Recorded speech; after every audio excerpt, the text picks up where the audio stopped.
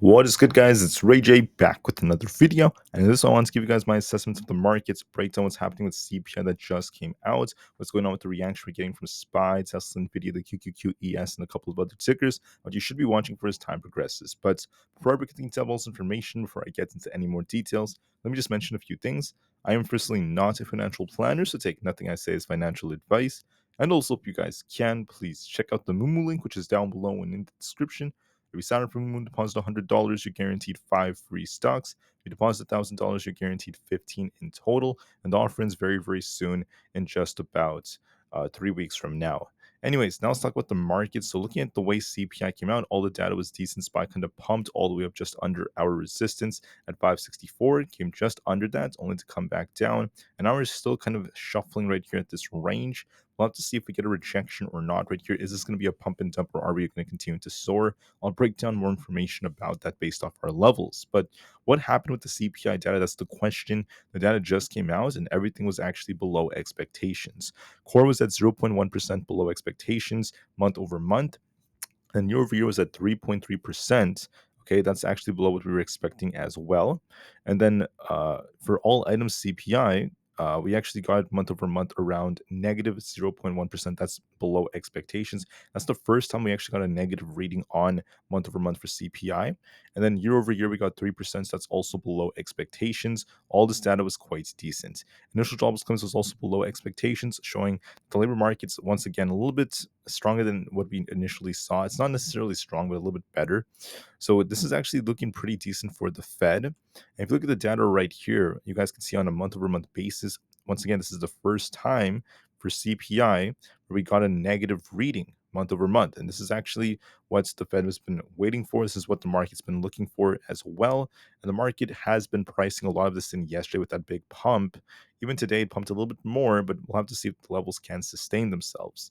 Now, when you look at the trend on CPI, you guys can see right here, all items without food and energy are seeing a bit of a decrease right over here as we're seeing the market pricing this in. And then the same thing is with all items, a bit of a decrease in the CPI. I know that the data is not 100% credible, but I'm just going based off of this because this is what the market's reacting to. So far, so good. As a result of the data, the market thinks, and this is what the market is pricing in, that in July, the Fed is going to basically keep rates the same. But for September, the market thinks there's an 80% chance the Fed's going to give us one cut. Once again, we can't confirm this. The Fed has not confirmed anything like this. We need more inflationary data to confirm this. But so far, that's what the market is thinking. There's going to be one cut coming in September. We'll have to see if that ends up being the case or not. Now, on top of all of this, there's not much going on with earnings. We just have PepsiCo and Delta. But don't forget that for tomorrow, we have JP Morgan Chase, Wells Fargo, Citigroup, the big bank earnings will be coming out. Now, on top of this, I just want to say that the market's still at all-time highs. We're still holding for now, but we're going to be watching some key levels. Delta shares are actually down about 10% because of the fact that earnings were not that great, especially their forecast, which was below estimates. And on top of this, Samsung wants to put a ring in its new changes. It launched a Galaxy Ring on Wednesday, which is pretty cool. It's going to be used for like health monitoring and things like that. So pretty cool stuff, if anything. Can't wait to see what else the future holds. That's making a lot of different headlines right now. But anyways, let's go back to the charts. I just want to talk about some news just real quick. Now let's talk about what's going on with SPY and the others. SPY managed to go just under our target of 564, and now we're going to be testing resistance at 561.7. If we fail to hold above this, so I want to see try to get to at least 562.5 or so, hold above that to remain bullish. If we fail to hold above that, we reject off 561.7. If we can't break through that, there could be a move back down to 560. So make sure you watch these levels very carefully. Lose 516, we could turn a little bit bearish. We could be looking for a move back down to 558, and you want to hold above 561.7 to turn back to bullish. Otherwise, we're just kind of choppy for now. There's a wick that formed, which is showing some signs that the market might kind of contract, but no guarantee just yet. I can't promise you if this is like a buy the rumor, sell the news event where the market pumped approaching CPI, and then once the data comes out, we kind of like pump and dump. Not a guarantee, it's a possibility, but we have to just watch our levels for confirmation. Lose 560, we turn more bearish, and then break 1.7, we could remain bullish. So we'll see. For Nvidia, we pumped all the way up to about 137. I was looking for 137.5. It came just a little bit short of that. And now we're just shuffling at 135. So we're going to be watching to see, does Nvidia kind of break through 137.5, at least hold 135, or do we come short? If we come short, we could be looking for a retracement back down to at least 133. If that fails, we're going back down to 131. So watch and see, can we hold 135 or not on Nvidia? It kind of pumped, and now it's just kind of consolidating a little bit. So we will see. Overall, it's holding up decently, but just for confirmation, we'll see if 135 holds. For Bitcoin, Bitcoin kind of has like a double top like structure. We have this resistance at this 59,000 area. We have key support around 57,800. Look at how Bitcoin kind of like pushed a little bit thanks to CPI, came just under 60,000. Now we're coming back down. If we lose 57,800, look for a bigger drop all the way down towards the 56,000. And if we end up holding above this, if we hold above 58,100, we could try to rebound and push for that 60,000 mark. So I'll be watching that very, very carefully. For ES, we have potential to push, but look at 5,700. That's a tough resistance. Notice how it's kind of struggling to hold above that, and this is what's kind of like dictating, the market right now. So we hit 5,700, and we're kind of struggling to hold above that. We will see if we could try to break past 5,690 or not. We're just shuffling for now, so I'm going to be very patient with this and see if we get a rejection. If we were to hypothetically lose 5,680. There's going to be a bigger drop coming, so just be very mindful of that. So we could be dipping back down to yesterday's levels. So I'm going to be very patient nonetheless. Notice that for Tesla, it wants to pump higher things to CPI because Tesla's a stock that's very sensitive to interest rates, but it's kind of like fighting this resistance at 265, so it's a little bit tougher for it. The reason why this is significant is because Tesla's been kind of shuffling at this 265 area. It's a very, very tough resistance. If we manage to break 265, look for 267.5 and then higher levels. We actually have this range right here where these yellow lines happen to be. And if you get a rejection, make sure you watch 260. We'll see which way Tesla goes. We're kind of shuffling in between, at least for now. If we lose 260, look for a bigger dip, but as of right now, we're still range bound. For the QQQ, we pushed all the way up to about 505, and now we're back to the 503s. If we lose 503, we're going to be dipping all the way down to about 501. If we hold above that, we're going to be looking for a pushback up to 505. As of right now, it's shuffling between supply and demand, so we're kind of in the middle, but we'll have to see how will we hold at these levels.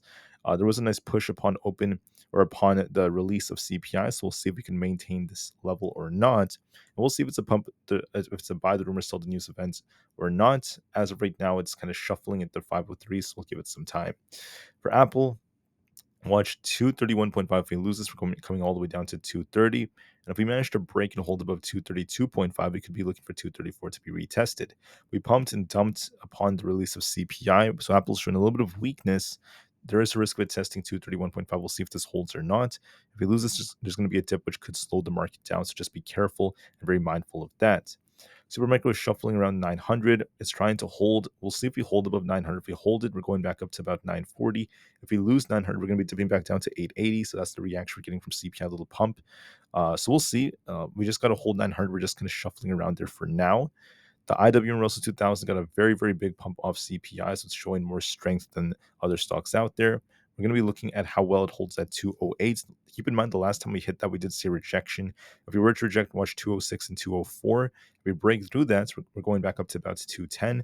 So watch 208 as resistance. We're at some resistance right now. Will we reject off here and dip lower to about 206, or do we break through this and go to 210? Just watch and see how well it holds up for now. For Coinbase, we have 223 as resistance. This is actually just under our 50 EMA. If we break this, we're going up to 227. If you reject and lose 222, look for a move back down to fill this gap towards 219 and then 216. So I'll be watching these levels very, very closely. For Amazon, we're just continuing to shuffle. We have 200 as resistance and 197.5 as support. We're stuck within the middle, so I think that we're going to continue to shuffle here. I'm not seeing much so far. It tried to pump only to come back down to 200. So we're waiting for Amazon to break this range. It hasn't done so yet. So wait and see. Break 200, we turn bullish. Lose 197.5, we turn bearish. We're still shuffling on Amazon. Meta looks like it might dip a bit towards 529. If we lose that, look for a bigger dip to about 523. If we hold this, we could try to rebound. Look for a little bit of a move right over there. For Microsoft, if we turn bearish, look for 462.9 and then look at resistance at 468. We could be dipping down to 462.9, so we'll have to give that some time. And Google's also kind of dipping a little bit, could be retesting 190.5. We also have resistance at 194, so we'll see if we actually dip a little bit more. We'll just have to give this some time just to be safe. GameStop is also shuffling. If we hold above 25, we're going to be looking for a nice rebound for 26.5. So it has a double bottom like structure, has potential to push higher, but we got to hold above 25 for confirmation. AMC also wants to hold above 5.25. Not looking that strong. I want to see it get back above 5.6 to turn bullish. Otherwise, we're still waiting for confirmation. With that being said, I want to thank you all so much for listening. I hope you guys have a great day. That's my analysis of the market so far. We are attempting to push a little higher, but just be a little bit mindful of the fact that the market kind of pushed and it still hasn't been able to break this resistance at 564. The market's kind of shuffling right now. So watch the levels like hold out for confirmation, and we'll see if this is kind of like a pump and dump or if the market just continues to soar from here. We will wait and see. So be very careful, be very mindful of this, and we'll give the market the time it needs. With that being said, I want to thank you all so much for listening. I appreciate you guys so much. We'll see if this is a buy the rumor, sell the news event or not, because so far the market is trying to hold up, but I'm being a little bit mindful of the wicks that are forming and the fact that some stocks are starting to dip like Apple. So just be careful. We'll see how things go, and I'll see you guys in just a few hours. Thank you for listening, and peace out.